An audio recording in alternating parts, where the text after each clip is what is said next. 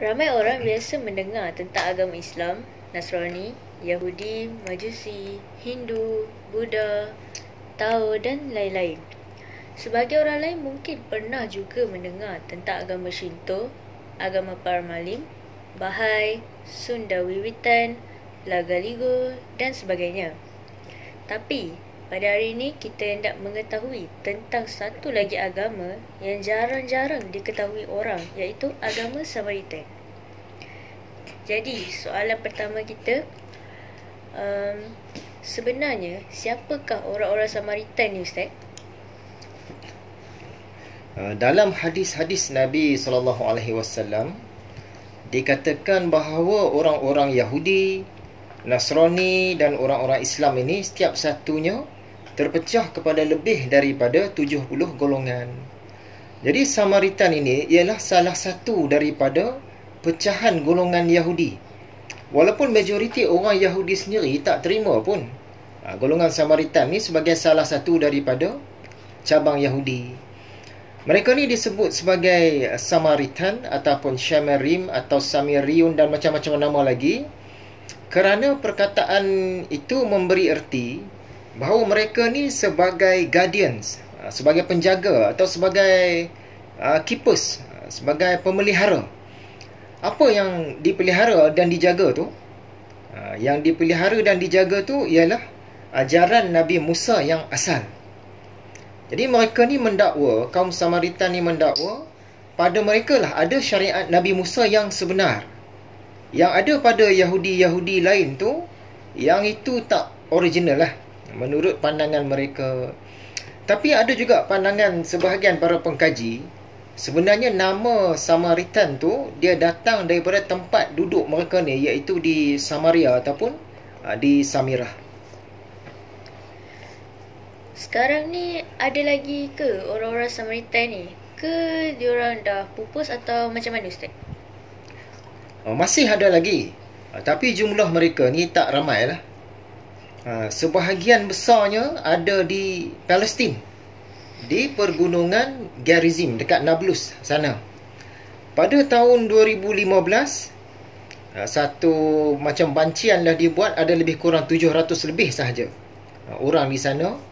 Dan kiraan pada tahun 2017 pula 700 lebih juga, bertambah dalam 20 orang lebih kurang, begitu sajalah.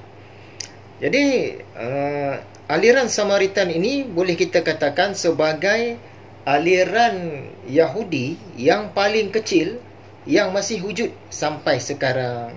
Artinya mereka ni memang diambang kepupusan lah. Jadi maknanya dulu mereka ni ramai lah, Ustaz? Dulu mereka ni memang ramai. Tapi sekarang diorang dah semakin sikit. Agaknya kenapa jumlah mereka ni menjadi semakin mengecil, Ustaz? Okay, ada beberapa faktor. Yang pertama, zaman dulu memang ramai, tapi kemudiannya ramai yang berpindah agama. Sama ada mereka jadi Nasrani, Kristian, ataupun pindah ke agama Islam, ataupun pindah ke aliran-aliran Yahudi yang lain. Yang kedua, mereka ni ada tradisi perkahwinan yang dipertahankan turun-temurun. Mengikut tradisi ini, mereka tak boleh berkahwin, mereka tak boleh kahwin dengan orang selain daripada mereka. Jadi mereka boleh berkahwin sesama mereka sahaja. Oleh sebab mereka ni tak ramai, jadi perkahwinan ni dia berlaku dalam kalangan orang kata saudara mara dekat sajalah. Dalam kalangan saudara mara dekat saja. Dan sebagaimana yang kita sedia maklum, perkahwinan yang sebegini, yang kahwin antara saudara mara dekat ni, dia punya lebih risiko untuk mendapat anak-anak yang bermasalah dari segi kesihatan. Walaupun kita tak nafikan, ada juga anak-anak yang terhasil dari perkahwinan yang sebegini jadi orang yang sihat, orang yang cerdas.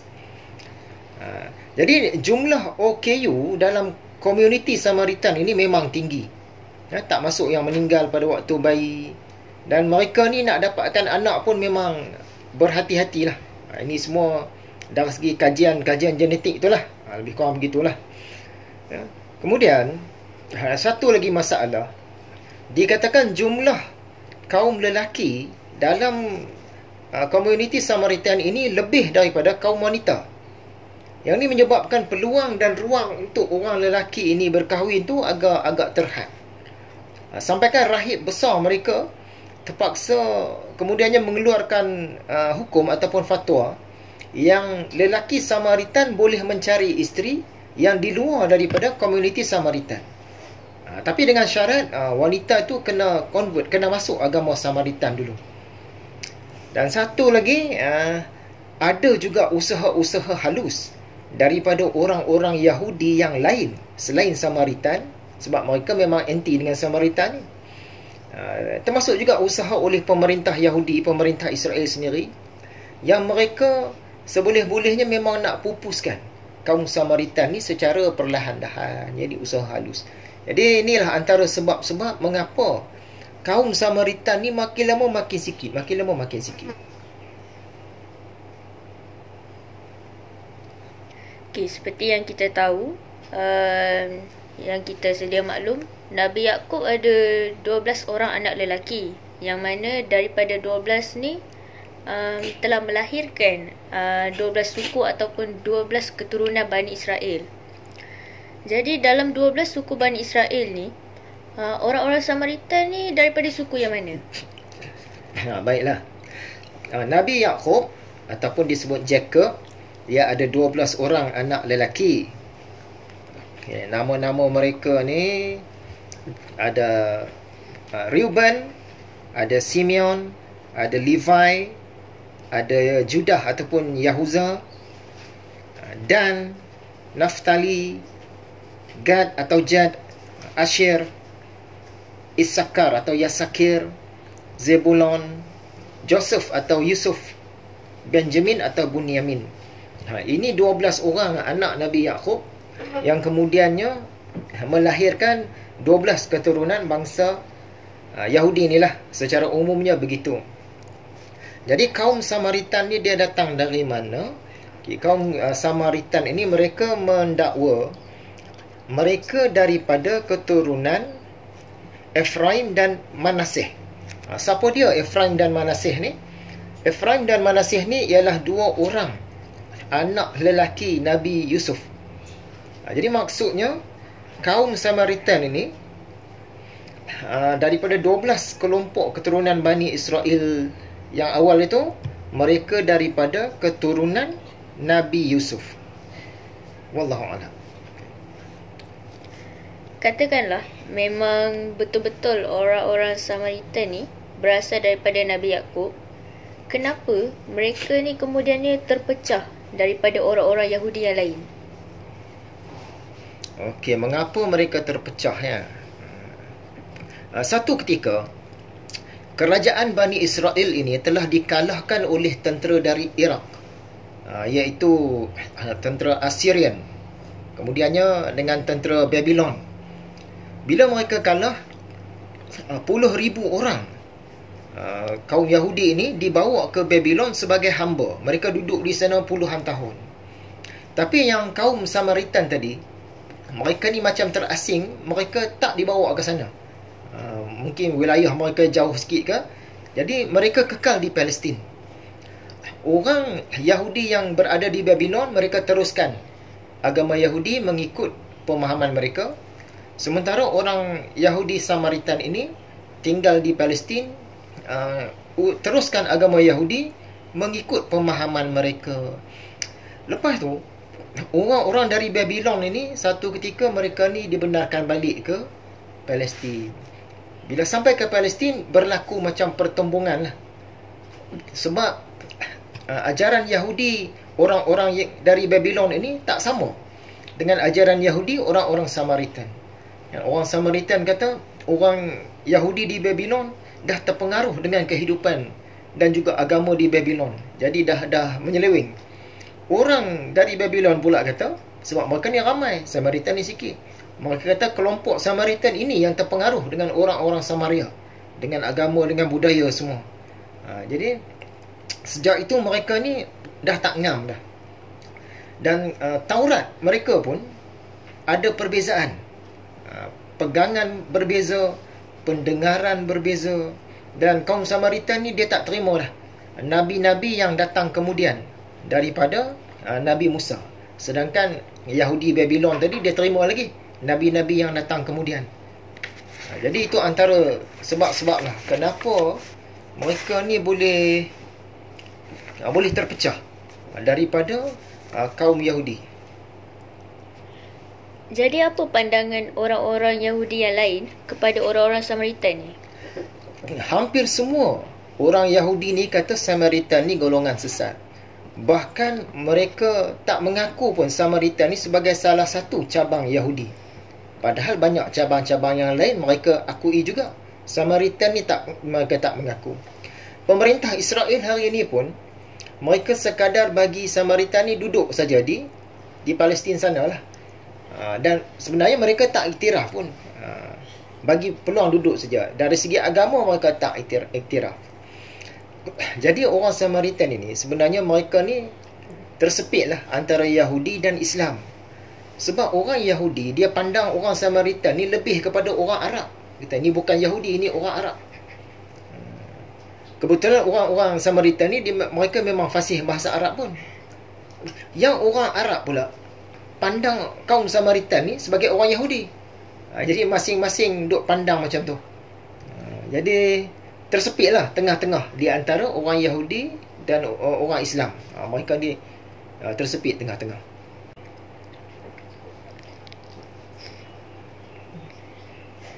Baiklah, dari segi sumber agama atau sumber ad-din pula, aliran Samaritan ni ada tak berpegang dengan mana-mana kitab suci? Ya, mereka menerima Torah sahaja. Torah ni apa dia?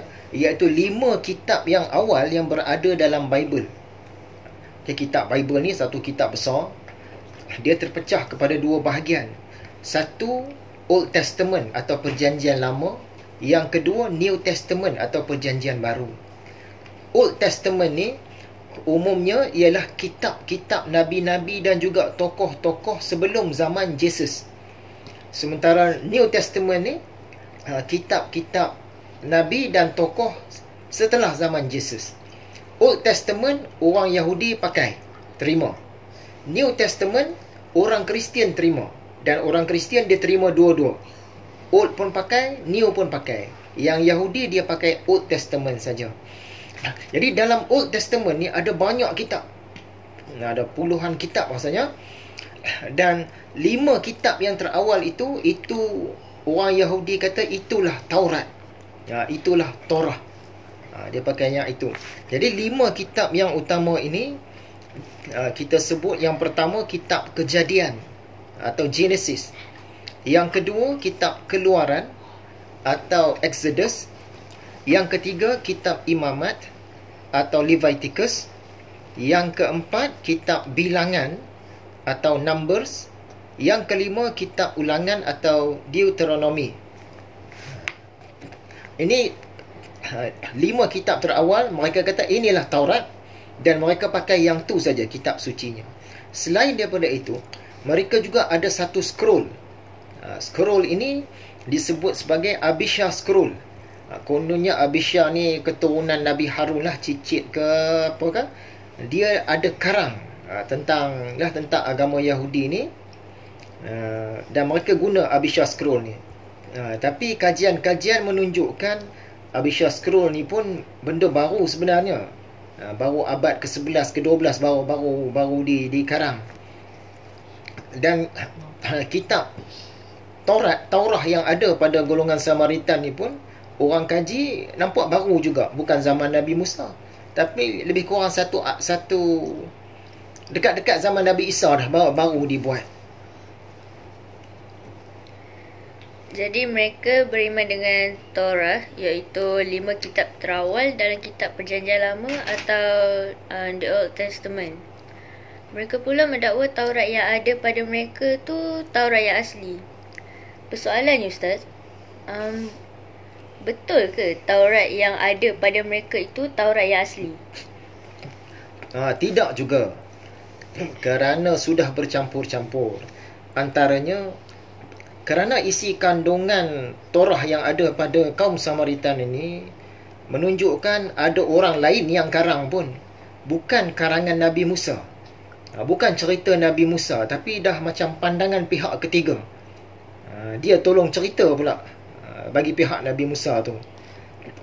Yang kedua, ada isi kandungan Torah Samaritan ini yang diubah untuk beri kelebihan kepada kaum Samaritan. Dalam Torah-Torah yang lain tak ada, tapi dalam sumber Samaritan ada. Contohnya, mereka mendakwa bukit Gerizim, tempat suci mereka ni, termasuk dalam 10 perintah yang diturunkan kepada Nabi Musa. Padahal daripada sumber-sumber yang lain tak termasuk pun cerita tentang bukit tu. Jadi nampak macam ada ubah suaian. Yang ketiga, cerita-cerita yang ada di dalam itu pun kita tahu sebahagiannya tak benar.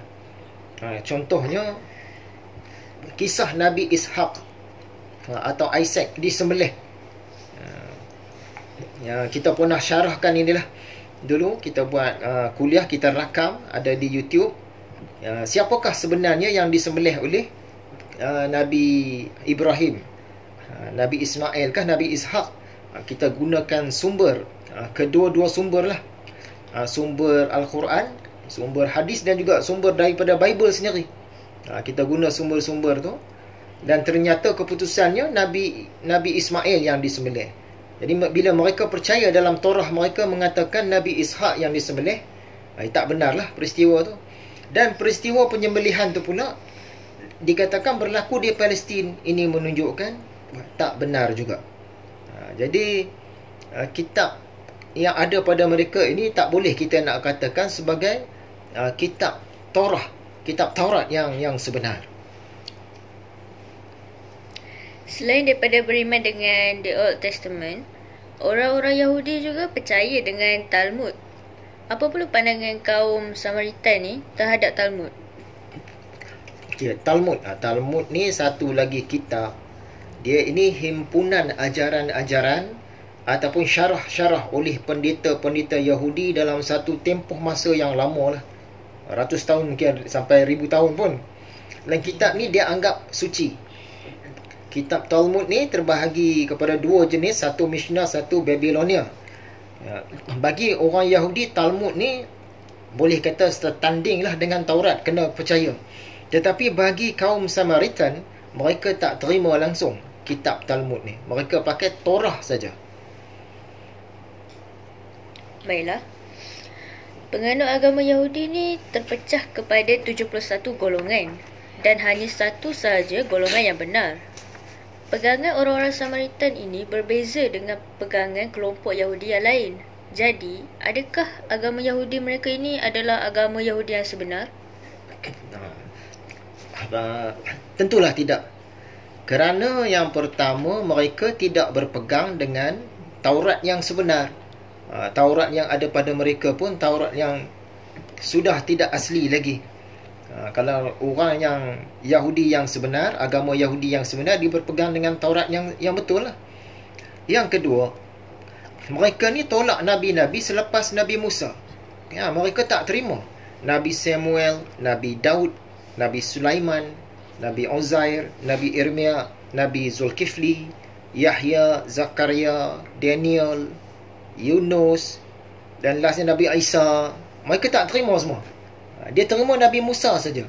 Sedangkan dalam ajaran yang benar kena terima Nabi-Nabi ni. Ini menunjukkan tak benarlah tu. Dan yang ketiganya, tentulah kerana mereka ni tak terima Islam, tak mengakui Nabi Muhammad. Jadi kesimpulannya, mereka ni bukanlah ajaran Yahudi yang sebenar. Seterusnya, orang-orang Samaritan ni sebenarnya diorang sembah apa, Ustaz? Siapa atau apa Tuhan mereka tu? Adakah mereka menyembah berhala? Atau macam mana, Ustaz? Orang Samaritan ini, mereka percaya satu Tuhan sahaja. Sebagaimana yang orang Islam percaya, macam itulah. Mereka umumnya sembah Tuhan. Mereka sembah Allah, tapi dengan nama bahasa Yahudi lah. Dia sebut Yehovah ataupun Yahweh. Mereka tak ada sembah berhala ke, sembah dewa-dewi ke, sembah alam ke. Walaupun pada mereka ni ada juga ajaran-ajaran sihir, lepas tu ada. Tapi umumnya mereka sembah Tuhan yang satu. Apa pula apa lagi antara kepercayaan penting bagi mereka? Okey, kepercayaan penting antaranya sebagaimana yang kita sebutkan tadi, mereka percaya Gunung Gerizim atau Jabal Gerizim ini ialah satu tempat yang suci. Di sana mereka bina Baitullah, bait Tuhan mereka, rumah Tuhan. Dan rumah Tuhan ini, Baitullah ini pernah diruntuhkan oleh satu orang rahib besar Yahudi dulu. Abad kedua sebelum Masihi. Nama John Hyrcanus. Sejak itu lagi kuatlah permusuhan mereka dengan kaum Yahudi yang lain ni. Gunung Gerizim ni tempat suci. Di sana dijalankan upacara-upacara perayaan, ibadah-ibadah, korban. Mereka pun ada korban buat di sana. Lagi mereka ni baik dengan orang Islam, tapi mereka tak makan makanan orang Islam. Mereka walaupun Yahudi memusuhi mereka, mereka tak ngam dengan Yahudi, tapi mereka boleh makan makanan Yahudi. Cuma tak digalakkan. Kalau makanan Islam ni tak boleh. Makanan Yahudi tak digalakkan. Mereka beribadah sebagaimana kaum Yahudi yang lain. Tempat ritual dia tu disebut sinagog. Kita sebut masjid kan. Mereka ada sinagog mereka. Dari segi hari raya, umumnya perayaan-perayaan kaum Yahudi ni samalah dengan kaum Yahudi yang lain. Mereka ada sambut Passover, sambut Yom Kippur, sambut Sabath, merayakan Sukkot, merayakan Shavuot dan lain-lain lah. Dari segi penampilan, kaum Samaritan ni ada tak image atau identiti tertentu mereka? Maksudnya dari segi penampilan mereka tu ada tak? Ya, sebenarnya mereka ni pakaian biasa macam pakaian kita lah. Pakaian yang universal lah. Tapi dalam upacara-upacara agama, mereka ni kalau tengok sepintas selalu lebih kepada orang Islam. Kaum wanitanya menutup aurat, mereka berhijab bertudung. Kaum lelaki dia berpakaian serba putih, pakai serban, pakai jubah, sebagainya pakai tarbus. Jadi nak macam orang Islam. Kalau tengok gambaran tu nak macam orang Islam. Sebab tu kadang-kadang macam kaum Salafi Wahabi nak hentam kaum Sufi ke, mereka guna video-video atau gambar-gambar kaum macam ni lah, macam Samaritan ni. Kata ni tengoklah ni teruknya kaum ahli-ahli tasawuf, padahal tu agama lain, rupa macam orang Islam. Begitu juga di tanah Arab, di India, di Pakistan, Iraq, Iran, Jordan, ada kelompok-kelompok yang bukan agama Islam, tapi kalau tengok sepintas lalu macam orang Islam. Dan upacara-upacara mereka ni tak berkaitlah dengan Islam sebenarnya. Jadi ringkas kata, penampilan mereka ni biasa-biasa saja macam orang lain. Cuma dalam upacara agama biasanya penampilan mereka lebih mendekati penampilan orang Islam.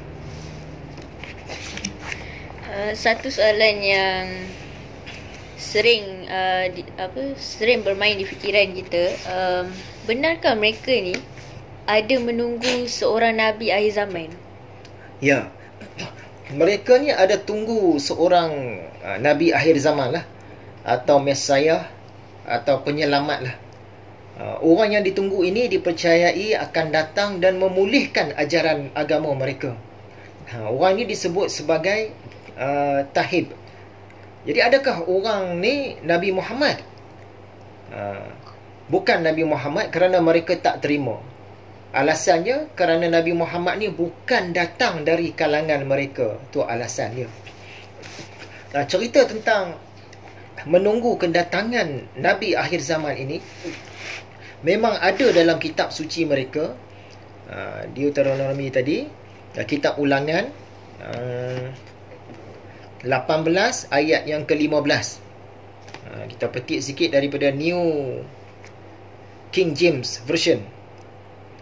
Dikata di sana, Nabi Musa cakap, "The Lord your God will raise up for you a prophet like me from your midst, from your brethren.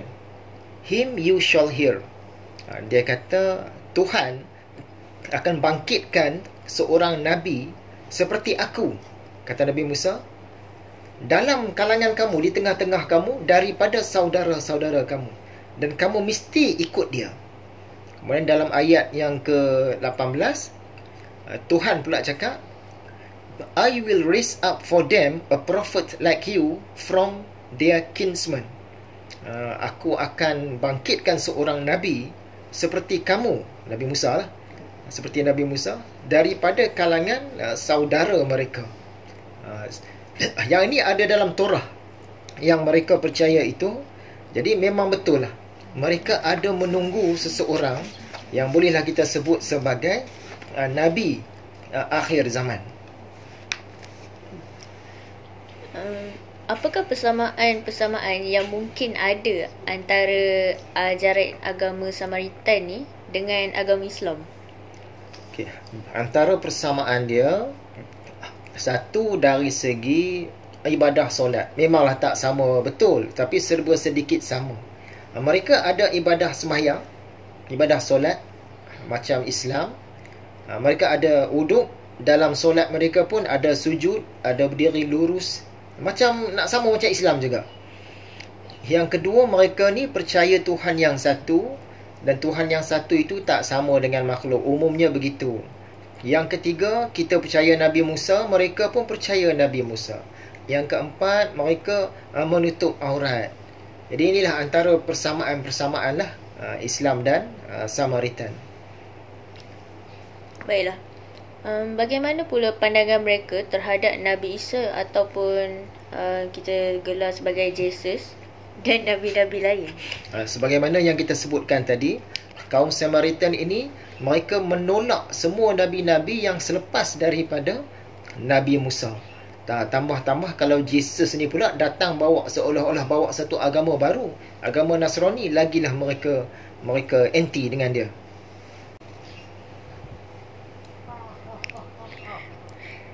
Di barat, ada satu perumpamaan yang popular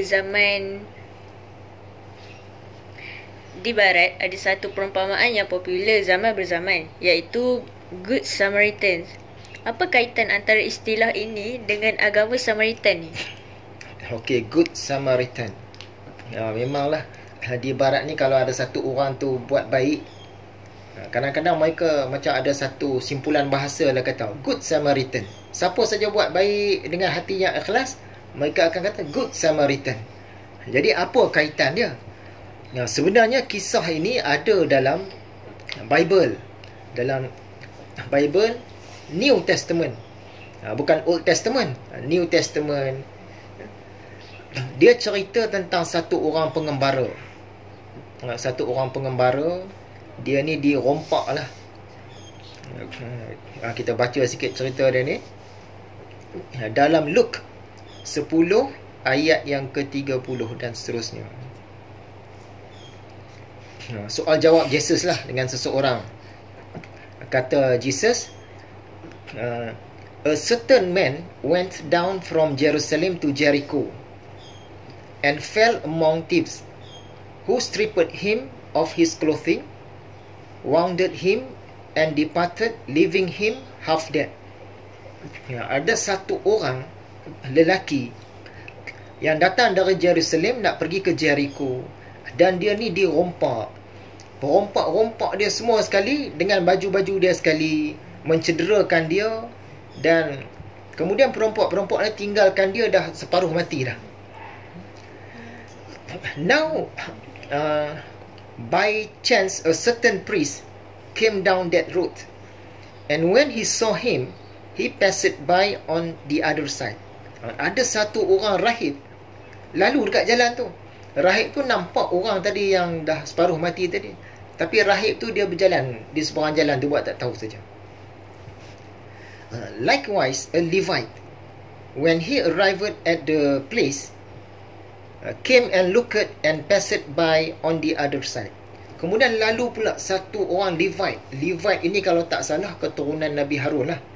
Sebab Nabi Harun ni, keturunan Nabi Harun ni, mereka ni orang-orang yang dikatakan terpuji dalam agama Yahudi. Mereka pegang jawatan ulama'-ulama' dalam agama Yahudi. Lalu pula satu orang Levite, kalau tak salah lah, itu maksud Levite tu. Levite ni lalu dia nampak orang tu tadi tengah menderita, dan dia buat tak tahu. Ayat seterusnya, but a certain Samaritan, as he journeyed, came where he was, and when he saw him, he had compassion. Kemudian lalu pula satu orang Samaritan.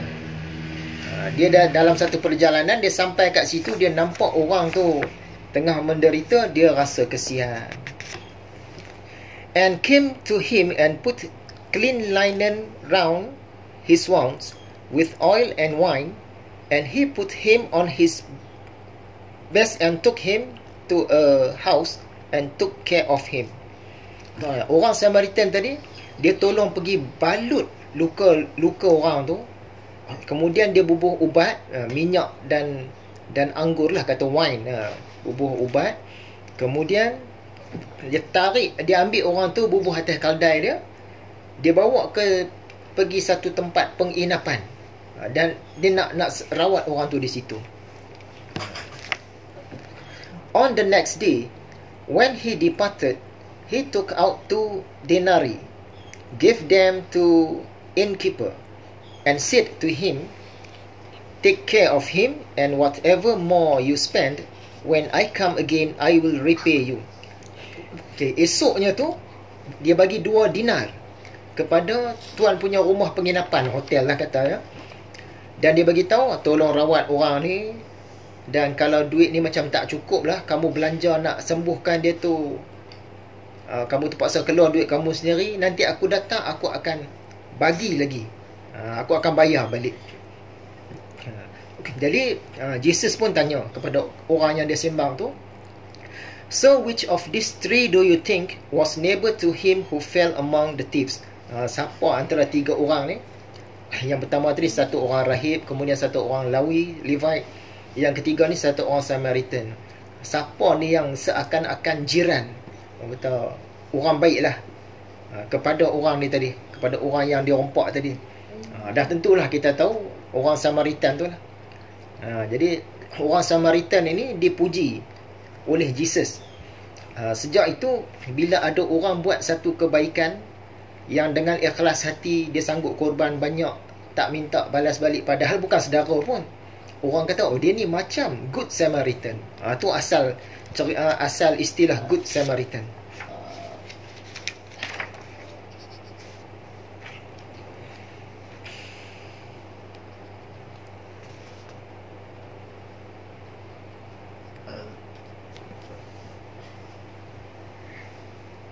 Baiklah, sebagai penutup, apakah yang